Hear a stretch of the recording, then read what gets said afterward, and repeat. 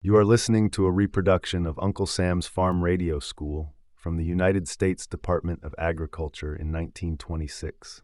Disclaimer: do not assume content reflects current scientific knowledge, policies, or practices. This broadcast was recorded 1st November 1926. We're going to spend the next few minutes talking beef cattle, particularly the feeding end of the business. Before we put our schoolmaster back on the job again, we urge every farmer attending the U.S. Farm Radio School to request an enrollment blank and become eligible to receive the valuable printed lessons supplied by the United States Department of Agriculture, which is sponsoring this school.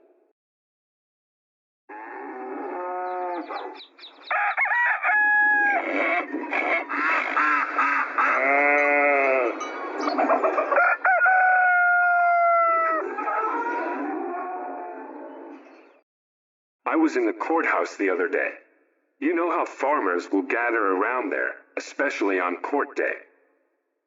Well, sir, just outside the sheriff's office, there was the biggest kind of an argument going on. I just moseyed over to see what it was all about. They were discussing the oldest big business in the world. That is, they were talking beef cattle feeding.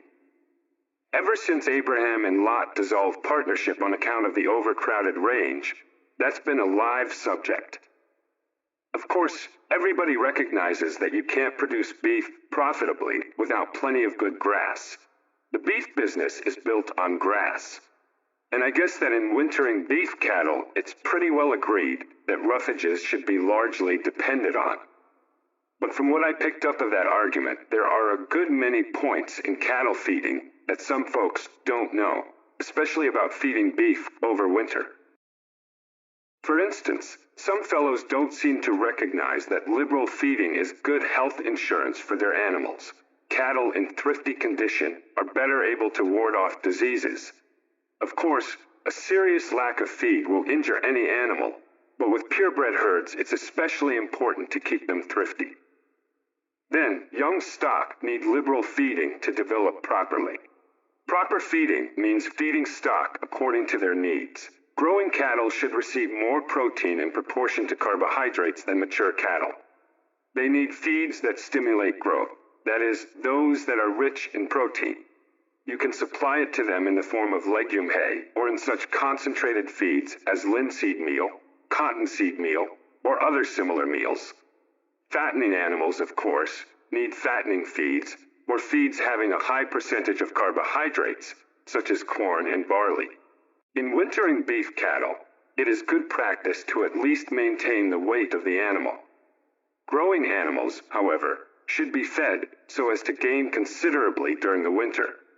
Steers, when roughed through the winter, should gain 50 to 75 pounds, but you don't want to overdo the feeding for winter gains. Cattle making the largest gains in winter gain the least on grass the following summer. Therefore, you want to feed so as to get the biggest gains on grass. And speaking of grass, reminds me that homegrown feeds are generally the most economical. They should form the basic part of rations for beef cattle. But in case you don't grow any legume hay, the homegrown feed should be supplemented with protein concentrates. In buying the protein concentrate, find out the percent of protein in the meal, as well as the cost per ton. Then buy the feed that will supply a pound of protein, the cheapest.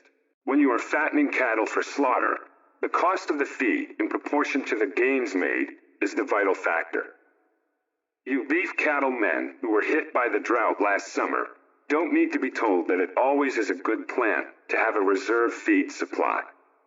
Silage is a good feed to replace grass in the summer when grazing is short, as well as one of the most valuable roughages for use in the wintering ration.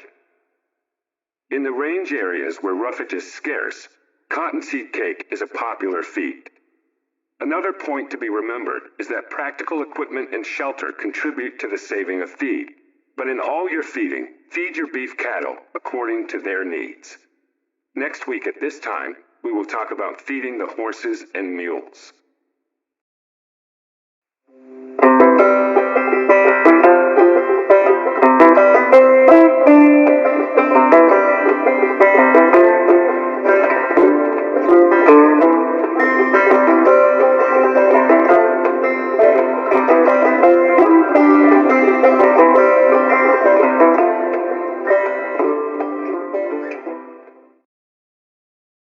This show was researched and produced by BreakAway Empire LLC.